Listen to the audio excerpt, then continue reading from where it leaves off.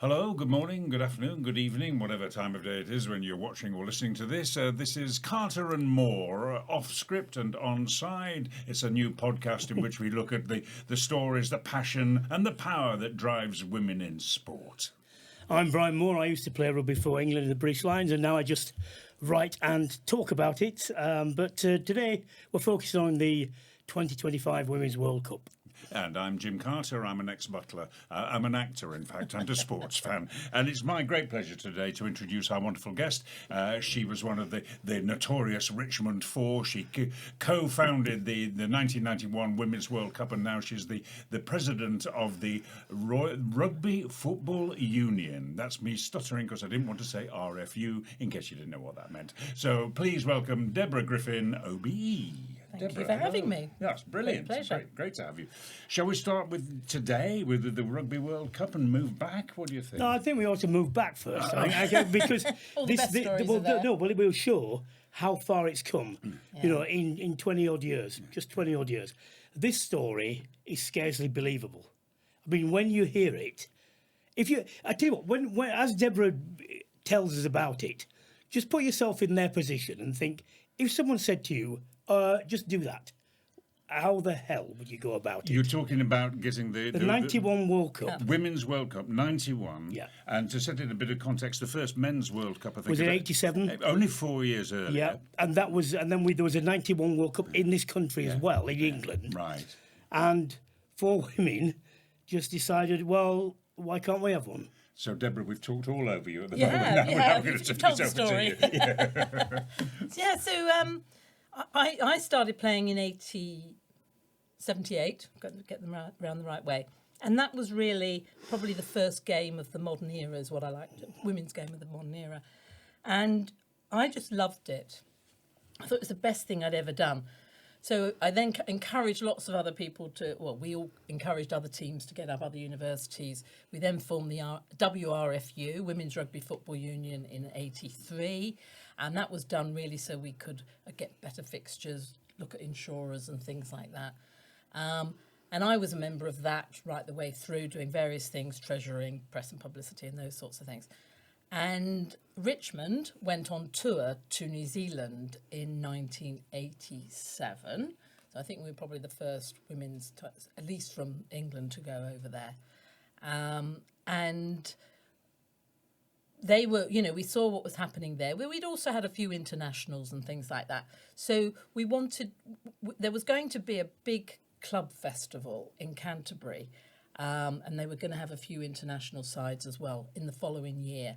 And of course, they asked us to come, but we could, it'd taken 3 years to raise the money to go the first time. So we certainly weren't going to go.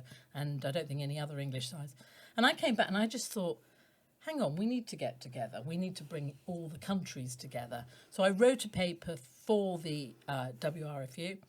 And they said, that's a really good idea. Go ahead and do it.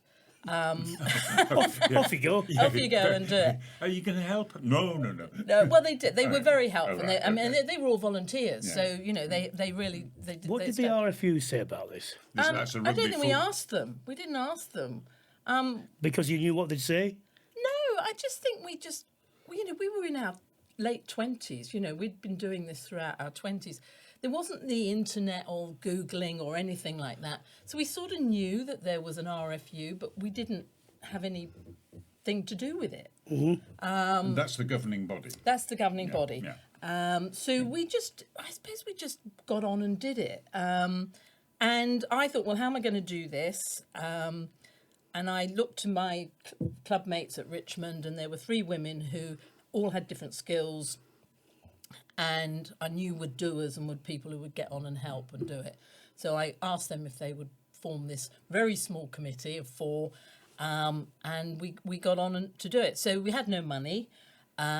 Sue Dorrington was responsible for trying to raise the funds, and she did, we did an excellent job of putting out sponsorship packs and everything. We had got no traction at all. Sport England did give us some funding.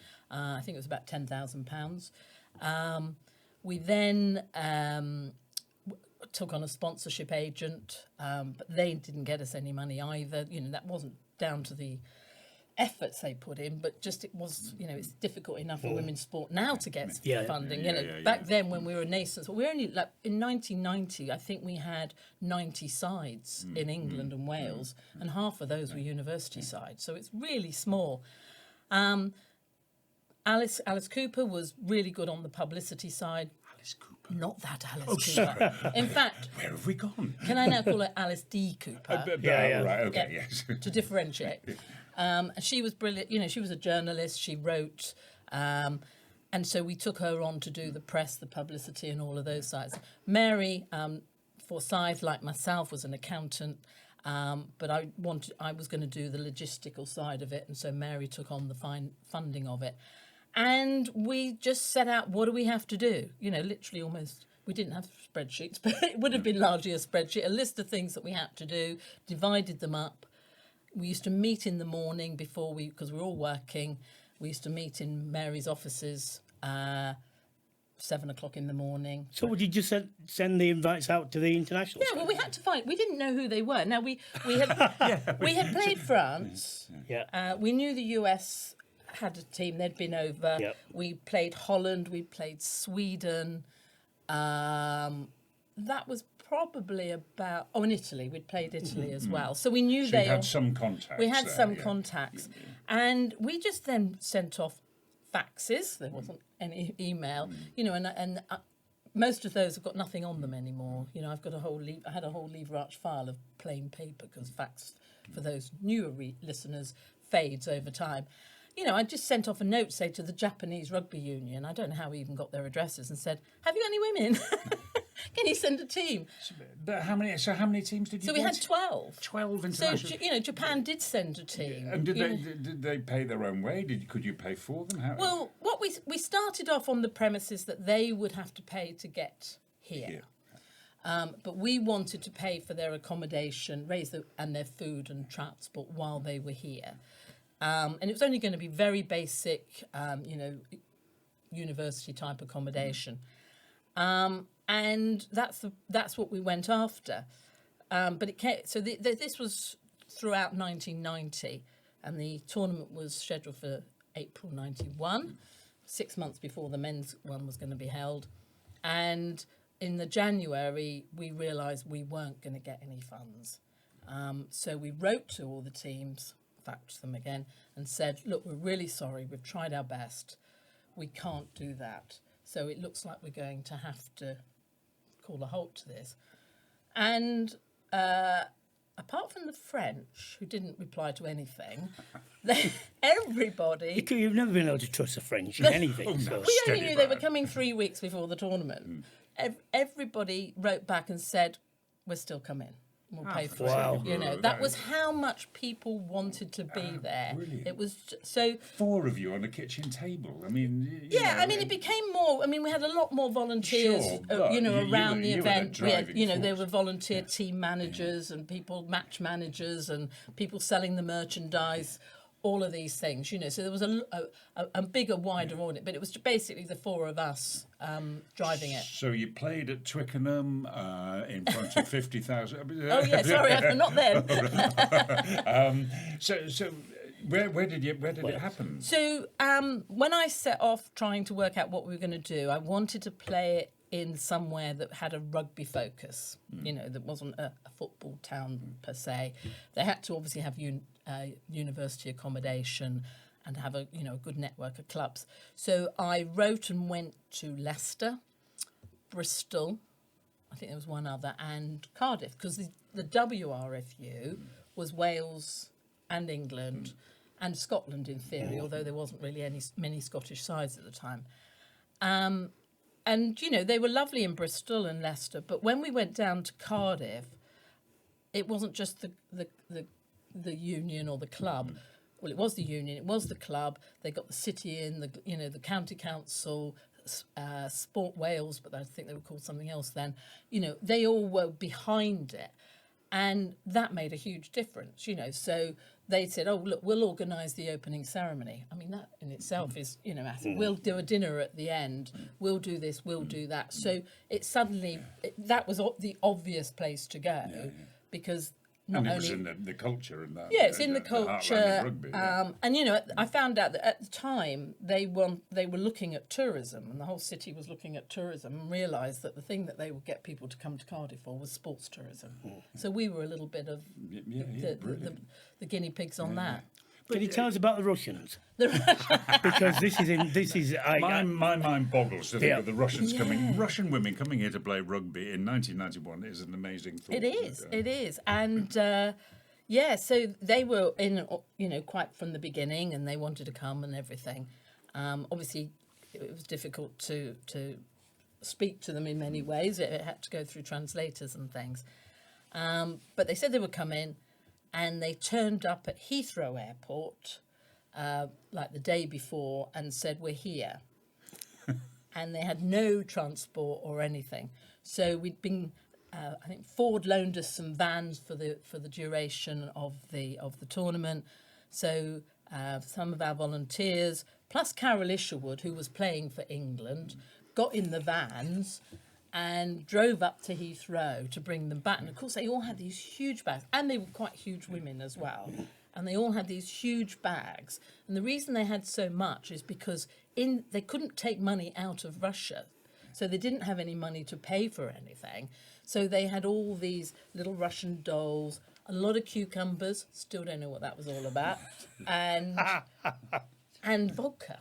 And vodka, yeah, all right. Yeah. And their idea was, which we didn't know about, was that they were going to sell this in order to raise the funds here to do that. So they arrived, and then the next thing I knew was that, and we had to do loads for them because they just didn't have it. Which, when you're organising something in 8 days and you're running around like mad, just adds to the stress. And one of the things was I had a knock on my door in the early morning from, the authorities, shall we say, saying that they were selling vodka illegally. on the steps of the City Hall. Brilliant. And would I stop them, please? Well, they've got to remember as well. I mean, this is 2 years only after the collapse of the USSR, isn't it? Yeah. And I mean, I think weren't you in Moscow in the same? Well, not at the same time, but that year. Yeah, I was in Moscow in '91. This is the year of Yeah. the World Cup, so that was why I'm amazed that they managed to come. Because I mean, in August '91, there was a counter coup attempt. The rump of the KGB sort of tried to come in, and Yeltsin was on his tank, and I was filming a sort of spurious thing about Stalin that mercifully was put to sleep. And our hotel was 200 yards from this underpass with bullet holes all over the place. And, the trading, the bartering, we saw it because Moscow was incredibly poor. Nobody, when the communist system broke up, nobody knew how capitalism worked at all, apart from the gangsters. Yes, apart from the gangsters and the government ministers. Yeah. And our hotel was rubles for a beer, pence for a beer, and suddenly the Chechen mafia moved in, huge guys and everything, $2 for everything. Did they have these? Because I toured Romania 3 months before Ceausescu got shot, and I promise you would never have predicted that. The secret police were everywhere. And what was incredible is you go past all these shops, and one of the reasons that it was central planning. Yeah. You'd have shops just full of pickled vegetables because they were surplus things. And then you'd have these little doorways, and it just said dollar shop. Yeah. And back there into a big warehouse, if you had dollars, you could get anything you wanted. Yeah. Well, I used to work in hotels and going around doing feasibility studies. So I did a feasibility study for a hotel near Varna in Bulgaria, and Bulgaria is one of the last of those states to give up communism. And you go into a hotel, and my job was to ask the managers how they operated, what sort of revenues they had. They didn't know. They didn't know because that all just went centrally. And then you go into a restaurant and they give you the menu, and you go, "No, I haven't got that. No, I haven't got that. No, I haven't got that." And all they ever had was ham and eggs. So it was ham and eggs for every meal. Yeah, we go into the hotel restaurant, which is completely empty, the size of a gymnasium, completely empty, and kind of a man looking at us like this, and we said, could we have a seat? No, full. so the next day, we went in and said, could we have a long, hard stare, please? I mean, this all went through, in the end, the tournament was played. It was, and was it USA? USA won, yeah. USA won. Beat England in the final, is that Yeah. right? Yeah. They had been, them and the French had been playing for about 10 years longer than we had, and because of Because their collegiate system, yeah. their collegiate system and the law that says they have to spend the same amount on female, they were very athletic. They weren't necessarily as good from a technical perspective, and that's been the case since in some ways, but they were Can I certainly just strong ask you, and from, athletic. from there, I'm sure that you hoped the game would take off. Did you have a time frame by which you thought it might have, wider popularity? And if so, would it have been as short as this period when we're going to hopefully have a sold-out World Cup final at Twickenham? No, there was no plan. There was no strategy. In some ways, because there was no TV coverage really either. Yeah. So, it wasn't getting out to the masses in that sense. I mean, this current World Cup is getting great coverage. Oh, it's as well, incredible. But you didn't get a lot of No, print I mean, or TV. there were some really, people like Stephen Jones and Chris Jones and David Hands were great. They were always, but they were restricted by their sports editors in terms of what they could put in. So we weren't, and in fact, that's where the Russians was so useful to us because it went out Talking about point, this. yeah. It was a talking point. It was something that especially the local media and things could really get behind. So although it was a difficult circumstance, it was actually really beneficial. But no, we didn't have a plan. I think the reason for holding it was really to bring the countries together to show that we were, and to talk to each other. There wasn't any plan from a participation perspective. And remember, the WRFU was all volunteers. We had no paid staff. On the subject of media coverage, just going back a bit before that, Yes. I heard a clip the other day which made me laugh, and so I've written it down. I've got to read it to you. This is pre-1991. This is a radio commentary, and Martha kicks off, and it's taken by Hazel, and she's had her hair down for this match, and she looks just stunning. Commentary. I know. Martha Hazel, hair down. I mean, which brings us on to all the controversy with the hair bands and stuff. yeah, Well, then the all Wel- that and the not- Welsh player, started yes. by men, yeah. Yeah. So you didn't get a massive amount of media coverage. So jumping ahead to now, let's get on to you being president of the Me being Rugby president. Football Union. Yes. I mean, how long has the Rugby Football Union been in existence? 154 years. And how many female presidents have there been, Deborah? None. And you're the first one. I am. We're going I to am. pause now. Well, our viewership applaud. Thank you very much. Well, we should also applaud the RFU and the people that have elected me because No, I do think that's a fair point actually, Yeah. because you if you want things to move, you've got to start somewhere. you have And to. and I'm not just defending my sport, but I also don't believe in knocking bodies unnecessarily. And everyone, the RFU does an awful lot in all ways, and it's very easy to say, football's managed to the greatest thing that Richard Scudamore did for the Premier League was he convinced football fans that anything went wrong was the FA's fault. Anything went right was the Premier League's Yeah. was Premier League because of them. And it's the same thing with the RFU, isn't it? Why didn't you do? Why are you doing? Why are you doing this? Well, actually, we're a minority sport, and I'm quite willing to write and give the RFU stick when they deserve it. But actually, the best professional league in the world was started by the RFU. Yep. Most of the players who are playing here, who are in the top echelon, play in that league, and that wouldn't have happened had they not put the finance in. And you were looking at the And still putting the funding still in. putting funding in, yeah. It's still an investment Yeah. case. We actually do, going back to your earlier point, did we have a strategy in 91? No, we didn't. We have a strategy now, and that's been going for the last 10 years. And it's being revised now to take... Well, that's interesting because look, I know about the legacy programmes. Yes. And I know that the home unions, which is Ireland, Scotland, and Wales, have similar programmes to try and take what everyone hopes will be an uplift in the number of Yeah. girls and women who want to play. But I'm just concerned about this. How fixed are those programmes? Will they actually all be seen through? Yeah, we've had the Inner Warrior programme for, 7 years, something like that, and that's still going on. So Inner Warrior programme is where clubs have a day where they invite women in who've not played rugby before, and there's a whole lot of exercises and skills, and it's designed just to make it fun and give people an introduction. That will carry on. And then there's an Inner Warrior League where new sides can join it from the beginning. They don't have to prove themselves, and to give them competitive opportunities. That will carry on. The legacy has been about match officials and coaching, and we've done 3,385 women have been supported in match officials and coaching. That's good. I'm going to a match official and coaching course tomorrow, a conference tomorrow at the Allianz, and that's across the country. Now, we have in place, but I'm going to make sure we have in place programs to support those women, because for me, yes, they're female coaches, they're female referees, but they're for the game. They're not just going to do. Some of them may only want to do female, some of them may only want to do youth.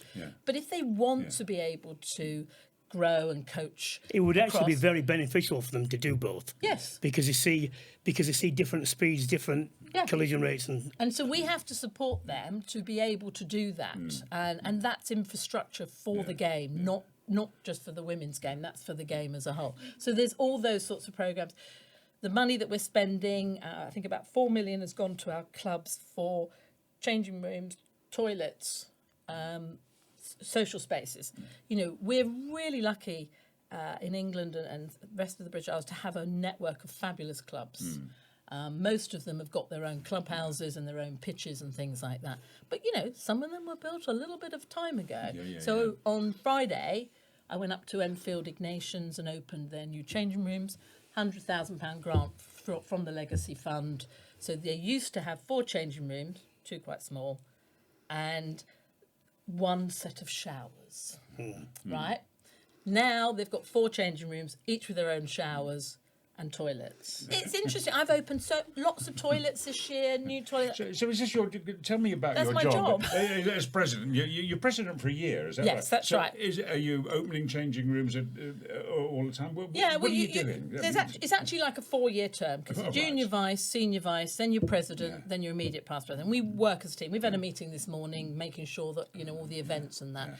So I've been opening toilets and changing rooms for a while now. And will carry on doing so, no doubt.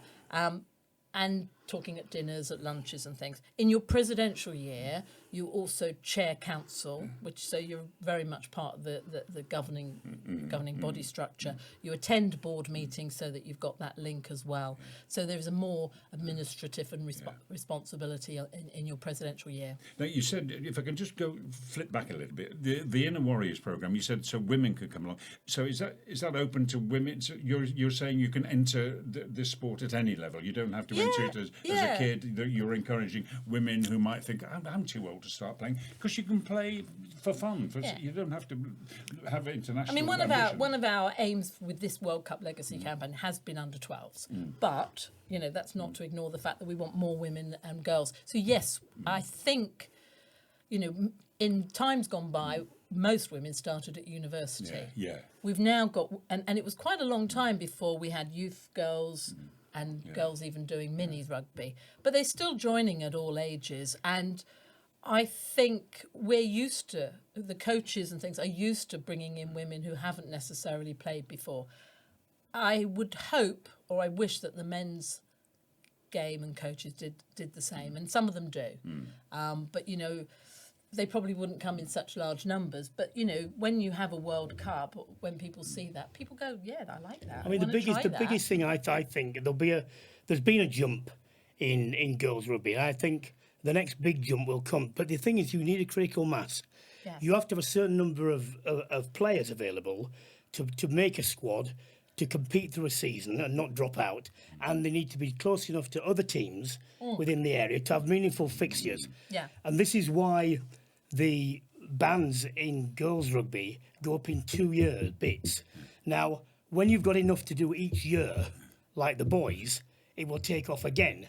Because the difference between 12 and 14, 16, that puts pressure on the 14-year-olds and so on and so on. But hopefully one of the this would be my real wish, is if it spurred enough entrance girls to allow rugby at club level to have those differential each years, it will be a seismic. It Yeah, will be I a think we're big some thing. way away from that. And Yeah. at the moment, still a lot of clubs, the girls cluster, and that was something we introduced when we were in the RFUW, was Yeah. clustering. Yeah. Now, it's got its pluses and minuses. It allows you to put out sufficient people, but of course, it doesn't always encourage the clubs to still go off and get their own critical mass. Yeah. So hopefully, this World Cup will, allow that to happen. How important? I mean, you talk about the legacy and what your hopes for the legacy. How important do you think a Red Roses win is to prompt it? I mean, do you think the coverage that this World Cup is engendering is sufficient to give it the boost, or would a Red Roses win give it a boost like the Lionesses? It would be the icing on the cake, Yeah, to be the honest. icing, yeah. It would all give us a great feel-good factor. But I think all the work that's been put in over the last 4 or 5 years and will carry on being put in, that yes, it will be helped. But I think we've put the work in so that the things that we want to get out of this, which is more match visuals, more coaches, more women playing, more people at the bottom level. more people at the bottom. I mean, that's encouraged, actually what it is. It's all about Yeah. the participatory level. I think will still happen. But Wouldn't it be great? We still want to win. Wouldn't it be great in October if all the rugby clubs had all these girls turning up in pink Well, cowboy the hats first- and doing the rodeo dance? or Exactly. Well, the whatever it is? first weekend after the match, whether we win or lose, is a big rugby fest across all clubs for all boys, men's, women's. It's about celebrating rugby. Yeah, but how have you found this? Because I know very well, because one of my mates, Jason Lender, was an RFU president, and he Yes. went to 100 odd dinners, to speak. He was invited and so on. You are quite often dealing with men who have given a lot of their lives up for their local club. Yeah. They feel very proprietorial about it. You can't knock them because they've not been paid, and they have done all this unseen work and done that. But they're of my age, even older, and they have views Yeah. that have been inculcated, from a completely different generation.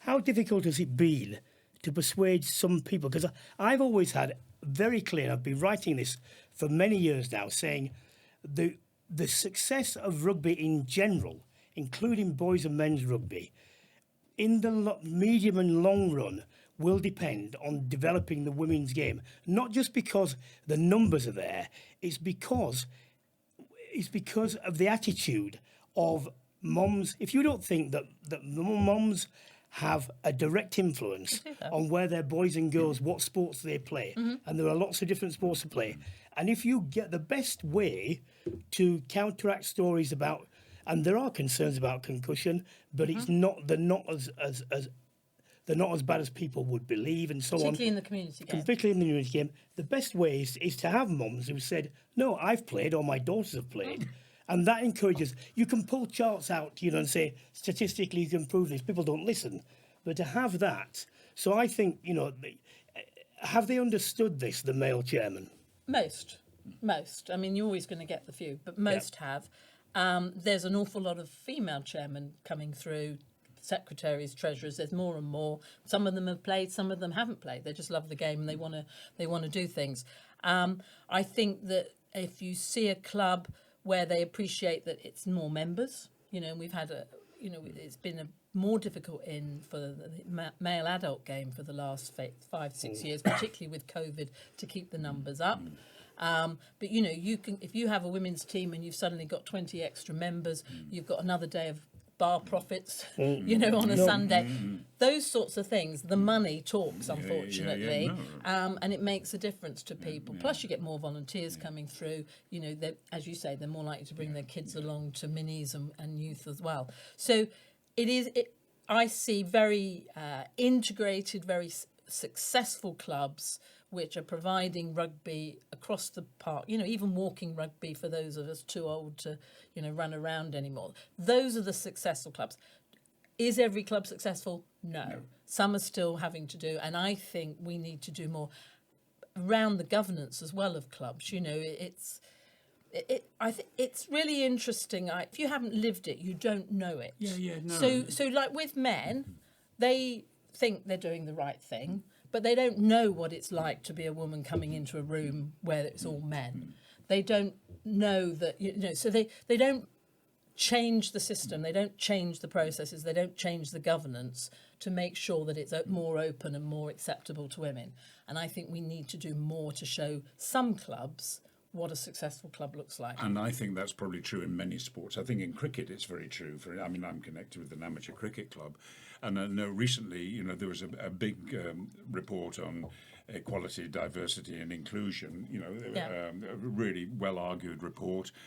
Very little of that filtered down to where we say hello to kids when they come into the clubhouse. Very little filtered down to the coaches and the parents who are volunteering to help those kids. So it was all signed off at the board level, but help us, tell us if I can go back to toilets again, because it is my favourite. It is my favourite topic. Women's toilets need to be wider. But they need to have bins.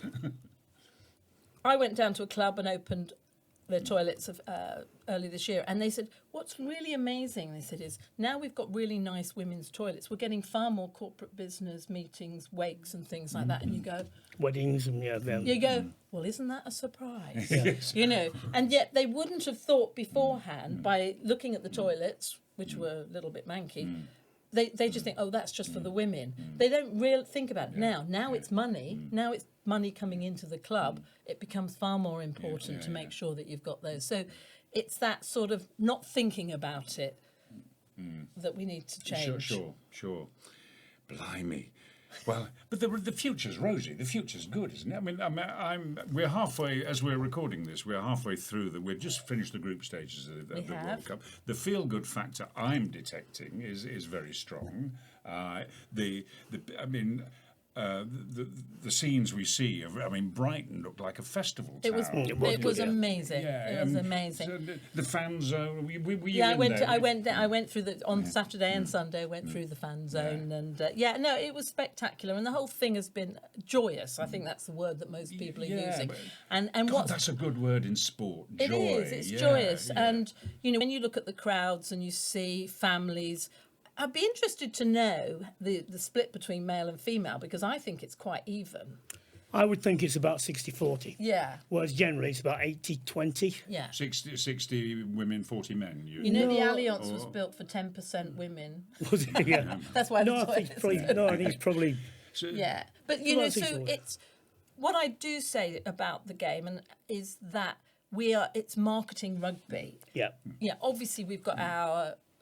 outcomes that we want, as we've talked about, but it's marketing rugby. People are getting the joy back in the game. Well, the good thing, Deborah, is that I can genuinely say, and my involvement goes back to '91. I just completely coincidentally was asked to help the England forwards in a session, just because it was in Richmond and I knew some of the girls and I went along. So it goes back that far. And did you know him back in '91? I knew who he was. Yeah. I was playing then. Yeah. Not the Richmond connection. Well, yeah, because he was drinking the same pub. Yeah. I was pregnant probably in the year that he was. Well, nothing to do with me. Wait a minute. Oh my God! Oh God! Mrs. Moore, I told you not to. Yeah. God. Oh God! Right. You heard it here first, right? And I don't know where to go now. And I've shut him up. That must be a first. No, where was it? Yeah, no. Yes, it was this. You've got a Twitter that's full. 91, you're coming through. I've completely lost it now. So I want to shift this on. I want to talk now, if I may, a little bit of gossip. I think it was at Northampton. I saw you sitting next to the Princess of Wales. It was in Brighton on Saturday. In Brighton, okay.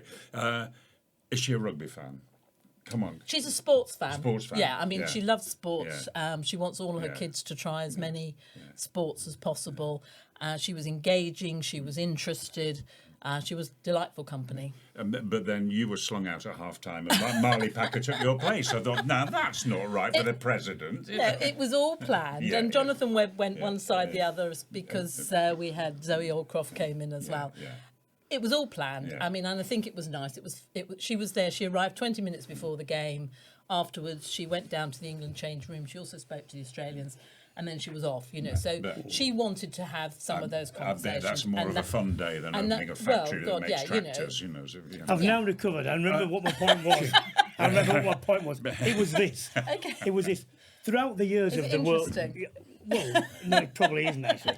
But I'm going to Go say. on, I'm going to go say on. anyway. Throughout the years I've watched, the first several World Cups, you know, you were watch. I was watching and thinking, please don't drop the ball, Yeah. because I brought someone along to watch, and you know what. Yeah. The last few, and this one, and this goes all the way down all the teams. You're no longer looking at the fact that you're watching women play. They're playing. You're able to say straight away, that's good, that's not good, that's Yeah. poor. You know, in the same way, without any sort of deference. Do you know, I thought that myself the other day. Yeah. It was after All the basic after being skills. in Northampton, and I watch all rugby, you know, men's, women's, boys, girls, everything. I love rugby. And I just suddenly realised that I was watching it without thinking it was women's rugby. Yeah. And even me, you know, and I just thought, that's good, I like that. Yeah. Deborah, you were a scrum half, I think, and I think I know that you love tackling. What's your best rugby memories of either as a behind the scenes or as a player? What's the bit you think, wow, that was great? I think it always has to be touring. Touring. Yeah. Touring. Come You know, on, those are the players. Come on, those you are the went times. to New Zealand in Into New 1980 Zealand, what? 87. What was but that we'd been like? mainly to France and been to Italy a couple of times. I never did some of the big tours to the US or Argentina, which I would have loved to have done. They're just places where you just bond with your mates, you know, and stupid things happen, you know, and you do silly But they stay things. on tour, don't they? They stay on tour. Yeah, That's, yeah. I'm not going to give you any It's exclusives. the same in the But theatre. you- What happens Yeah, on tour yeah, stays on exactly. tour, just yes. bond with people yeah, when yeah. you're Is that with them. And course? I'm sure the Lions is different, but I feel really sorry for the players who end up going into academies and pathways. Yeah. That they probably lose that Yeah. ability to tour in that way because it's really special. I mean, that will be part of I think, of the answer to the question I'm just going to ask. What has rugby given you in your life? Well, it's given me this, hasn't it? In a Yes. sense. I mean, you must have been better moments than this, Deborah, but it's very sweet. It's sweet of you to say I that. don't think she meant that, Jim. I Oh, don't think she sorry, meant that. I'm sorry. sorry. I don't. Yeah, it's well, it's been hard work and it's been challenging at times, but you know, going back, it is the friendships I've got out of it, you know, really lifelong friends, and I think that goes for a lot of people who play in the game, and that's what makes it special. I don't know why rugby does that more than any other sport, or whether it does more than any other I sport. think it does. I think it's the contact. Yeah, the physical contact You you depend It's have. also this, Debbie, isn't it? It's the fact that it is one of the only sports where nearly every position is vital in the whole team effort. You're all You know, valued. cricket. If you have a batsman who is simply much better, he can stay at his end, provided the other 9 don't get out, the 10 don't get out. You can dominate with him with the bowler. You know, in rugby, It's if the you're- ultimate team yeah. game. Yeah. Everybody if is the required forwards to don't do their this. job, the backs don't get the ball. Yeah. You know, it goes down to Yeah. everywhere, and you know, vice versa. Yeah. You know, I still go away every year with a group of girls I played rugby with, 10 of us, you know. Fantastic. And we had our 27th year of going away this year. And I know... Which is a subject of a documentary soon. I hope not. Yes.